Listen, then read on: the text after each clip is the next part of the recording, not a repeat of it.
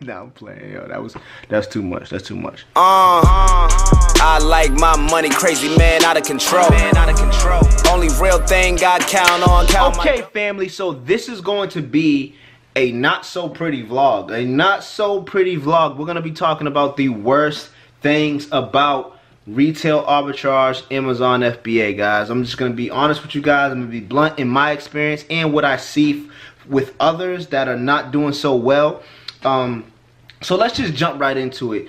There's a few things. It's not in any order, but they all kind of connect from this first one, and that is sourcing, guys. You have to source, right? So one of the main things I see, and one of the worst things about retail arbitrage, is actually having to get up, get out, and source. Long hours, day in, day out, of being in a store, scanning products, and even running into restrictions, which we'll get to. But just getting up and sourcing, guys. For some of you that are having a hard time doing that, already you should start to look in other ways of making money if you're lazy. Let's just be honest. I mean, some people are just lazy and don't want to get up and go out and source. And I understand sometimes, because you can get burnt out of not finding things, you know, store after store after store, or running into restrictions, right? A rule of thumb for me is, if you get out and source at least 1 to 2 days out the week, and honestly, you will want to do it more than one day, but if you can only get up and source one time a week, once a week, then make sure that day is a source day. Like, you waking up early, you're out all day shopping, you're hitting all the stores. I've done this a few times where I only sourced one time a week, and it worked okay. It worked better some weeks than it did other weeks, guys.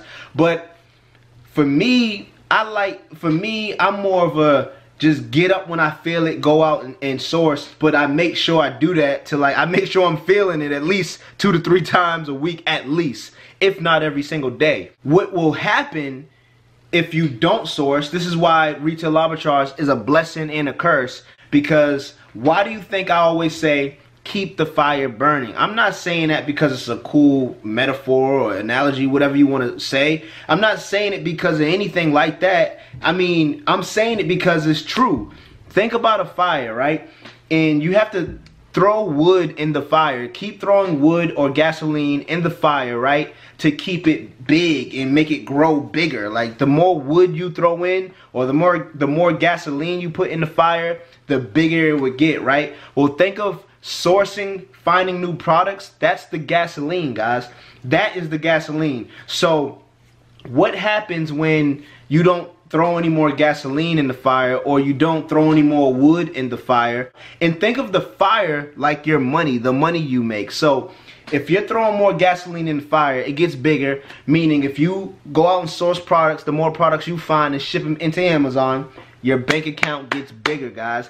This is why I say keep the fire burning. I should be saying keep the fire growing, right? And if the moment you stop, well, what happens to a fire? Wither away, right? The fire will burn out.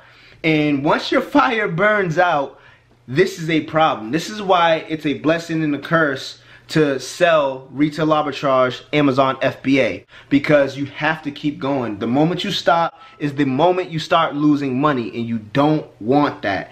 How do you lose money? Well, you have to pay for a subscription, right? And then the chargeback fees. Everybody gets returns. I'm not really worried about them. There's ways you can go about it if you're really, really like concerned about your returns. You can get returns, then the subscription fee, which is $40 a month. Well, guess what happens if you stop that fire? If you stop selling, if you stop sourcing, if you stop sending in products, well, then your money will not only stop, but you can go negative. You can go negative. So that's the thing that you got to think about when getting into any business. It's not just retail arbitrage. Any business, whether it's print on demand, whether it's marketing, whatever you're doing, you have to, if you have to invest money, there's a chance that you can go negative, not just not make any money. Making no money is the least of your worries. It's going negative when the business starts to take your money away, and that's not what a business is supposed to do. So that's why I always say keep the fire burning, guys. And yeah, it just boils down to, like I said, don't be lazy. Get up and get out there. I would recommend, as a new seller, when I did it as a new seller, I was out every single day. Every single day. I went out and I made it a thing to just at least look at a couple stores every single day. I needed to try to find something. And this is why I hit numbers, huge numbers. Was about $5 grand in 1 week. And that was like one of my biggest times ever, right? And you have to hit numbers like that, you have to really be out there crushing it, guys. Now, I don't hit numbers like that all the time. That's when I was actually just like at my peak of I had so much motivation, so much energy. I naturally have motivation and energy, but I'm focusing on a lot of other things right now to where I'm not doing retail arbitrage as hardcore as I was before.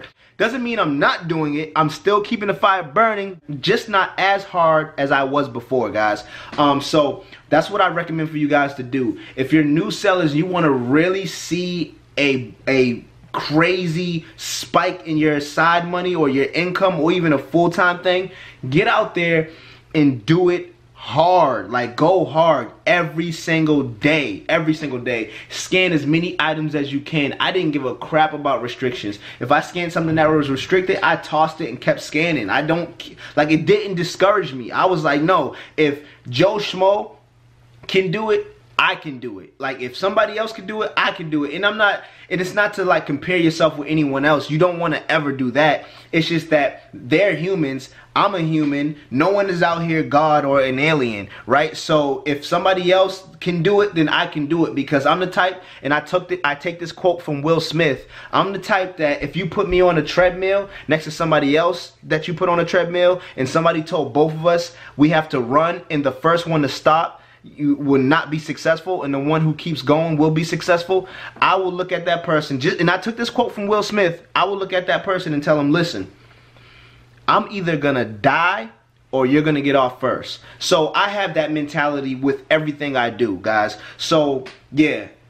go hard, don't be lazy, get out there and hustle, because if you don't, that's one of the worst things you can do in this business. Now let's talk about number 2, which is what everybody runs into, which is what discourages a lot of people at the beginning. And if you can't get past this, you usually just end up quitting, and that is restricted items, guys. But you don't understand how easy it is to get around restricted items. I literally haven't got ungated in anything since I started selling on Amazon. Now, I don't know if they unrestricted my account for certain products, because they will do that if you're a loyal seller. If you've been showing them that you know what you're doing. I didn't complain. I didn't care. Like I said, if it was a restricted item, I just went around it and I kept scanning. I'll scan 1,000 products if I have to. I did not care. So I just kept finding whatever I could sell, and I would send it in if it made me a good profit. That's just it. So at this point, yeah, maybe my account is ungated in some items, because Amazon's seen that. They've seen that. A few times I had to call the customer service for things like when I got suspended.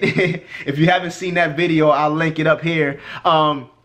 In the first payment cycle, I was like, whoa, I know I was supposed to get paid already, right? But when you're a new seller, they want to make sure you know what you're doing, so they hold your income longer than, you know, it usually takes. Once you get your first payment, it comes every 2 weeks like clockwork.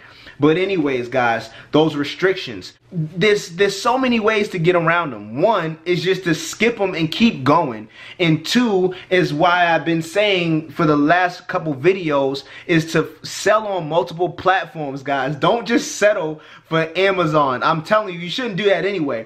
And even if you got ungated for a couple of items, the chances are very the chances are so against you to get unrestricted on big brands like Nike, which is an amazing brand. If you can sell Nike on Amazon, you would make $1 million. Like, it's just that simple. But no one can sell Nike on Amazon. Nobody can. I don't know. Like, there's a few elite people that can sell Nike. There's even some wholesalers that can't even sell Nike. Like, so it's a hard thing to get ungated, but guess what? You can sell Nike on the other streams. You can sell Nike on eBay. You can actually sell Nike on eBay. You can sell Adidas. You can sell Apple. You can sell all these big brands that you're not allowed to sell on Amazon. You can sell on eBay, guys. This is why I say learn the other platforms. It's very important for resellers. And honestly, not just eBay. You got Facebook Marketplace.